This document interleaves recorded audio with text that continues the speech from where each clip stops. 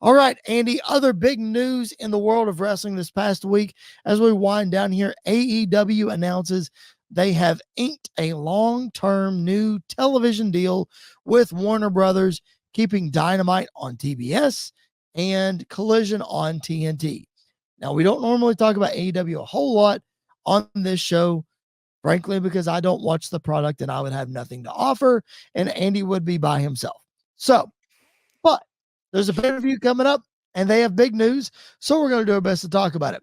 Regardless of how I feel about their TV product, Andy, this new TV deal is good for the business of professional wrestling. AEW is on TV for a long time more, and it's just good for everybody. Yeah. And, I know a lot of people like to talk about attendance and ratings and everything else.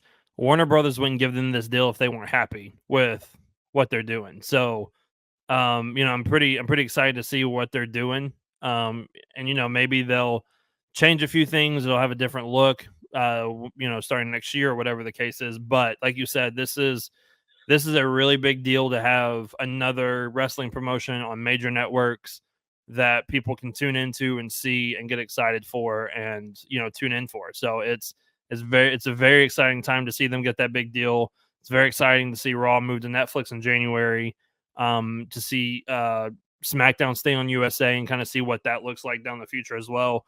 NXT had a great week on CW, Yes, and then they're following up this week again. So just wrestling is everywhere you turn right now, and it's awesome for everybody involved. Yep. And I think it's awesome too for a lot of AEW fans who have been following from the beginning, because now they're seemingly going to get rewarded on HBO Max with the back catalog being available and being able to go back and watch all of those old pay-per-views, old Dynamites, stuff like that. To see really how AEW has changed for the good or the bad. Again, not going to discuss that, but all that to say, you're a WWE fan and Cody Rhodes mentions AEW. Oh, he was in AEW. Oh, I can go to Max and I can go check that out. Well, Cody, you just gave some fandom to the other product, but it's okay because fans can go back and watch his stuff. They'll be able to. They can't do that right now. Now they'll be able to. So again, it's good for everybody all around. WrestleDream is this coming Saturday. And let's run through the card real quick. Andy, just give me some quick thoughts on who you might be excited for. We got another comment in the chat. I'll get to that in just a second. Let's preview this card, and then I'll bring that back up because Logan James, that's a very interesting comment. I want to bring that up. Give me just a second. All right. Bryan Danielson defends the AEW Championship against Jon Moxley. Mariah May defends the Women's Championship, to be determined, right? They haven't determined who she's going to face yet. Is that right? Right. I think they're doing that Wednesday, and it's either Britt or Willow. Gotcha. Okay. The Young Bucks defending its Private Party Tag Team Championship, triple threat match for the international, almost said Intercontinental, International Championship. Takeshita and Ricochet both going after Will Ospreay. Jack Perry defends the TNT Championship against Shibata. Mark Briscoe defends the Ring of Honor World Championship against Chris Jericho. Darby Allin versus Brody King. And on the pre-show, Brian Cage goes after Atlantis Jr. and the Ring of Honor Television Championship. A lot of show, man. Give me the Cliff Notes version. What are we looking forward to here? What stands out to you on the card? Well, I think the easy one and the one that is, your monthly, hey, Will Ospreay is really good and might be wrestler of the year and puts on like match of the year every time he gets in the ring, because that triple threat between him, Ricochet, and Takeshita is going to be insane. Yes, it is. I mean, it is going to be absolutely insane.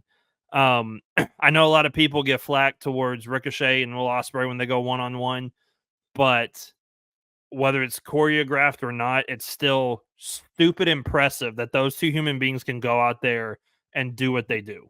Yep. Like I can't even dream of doing half the things they do, or a fourth of the things they do, or one thing that they do, because it is ridiculous the things that they can do. And then you have your flippy style, and then you add Takeshita in there, who is New Japan stiff, like he's going to come in and take your head off. It's going to be a really interesting clash between those three.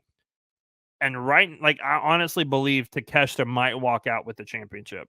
I think this is a good time to get the belt off of Ospreay where he doesn't have to eat the pin. I don't think Ricochet necessarily needs it right away, but I think Takeshita, putting it on Takeshita with Don Callis and everything, with that whole feud going on as well, I think that would be really, really interesting to see that. Also, I mean, when you look at this card, you can't help but mention the main event, which is going to be Bryan Danielson and Jon Moxley. It's not going to be pretty.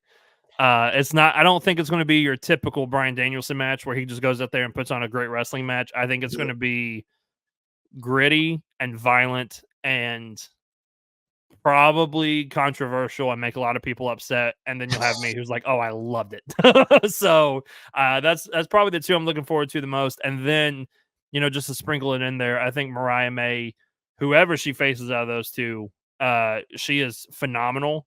And I'm very excited to see her more than likely go up against Britt, but I wouldn't be shocked if it was Willow as well. And just watching them go at it would be awesome. I have to ask you about Bryan and Mox, because Bryan has been very vocal about saying once he drops the AEW championship, he's done. He's gone. His career's over. And I was on record a long, long time ago. I said that Jon Moxley is going to be the man to dethrone Bryan Danielson. Well, here we are, a pay-per-view in Bryan's home state of Washington, and he's facing Jon Moxley. Is this it for Bryan Danielson? Is this a swan song? We're sure going to believe it at the end. I don't think. I think whenever he loses the world title, he's done full time. Well, he's got to have neck surgery, because he said he's got to have neck surgery before the end of the year. Right, and that'll take him out for a while. Yep. I think now, honestly, because there's the whole storyline of, it seems like Jon Moxley and the BCC are working for somebody, because he keeps saying this is not your company anymore. Right. I would not be shocked if at the end of this night, Jon Moxley beats Bryan Danielson. Everybody thinks his career is over, and a certain Shane McMahon walks out. Yep. And is aligned himself with the BCC as the new owners and the new leaders of AEW and everything else. I could absolutely see that happening. Yep. But to your point, I think we're going to think Danielson's done. And then several months from now, when Mox is in the ring after he just beat somebody, that music hits and the place will go crazy. Yeah. Yeah, for sure. Like, I don't think this is Bryan's last match either. I'm just going by what he said. And he does have to have neck surgery, and that's a serious deal. I know that Bree and the kids are not going to take that lightly, and Bryan's not either. So that's going to happen. And that's going to put him out of action for a long time. So I do think he'll come back for retribution against Mox at some point. I don't know if we get the reveal of Shane at the pay-per-view, only because if it is supposedly Bryan's swan song, I think they'll give Bryan that moment to, the pay-per-view goes off the air with Bryan or what have you. I don't know. I don't know that he'll give a speech, but I think it goes off the air with Bryan. Maybe we don't get Shane until the next Wednesday. Or maybe we do get Shane and they leave Bryan laying, and that moment happens afterwards and they film it and we see it on YouTube later or whatever. I don't know. But that's my prediction as well.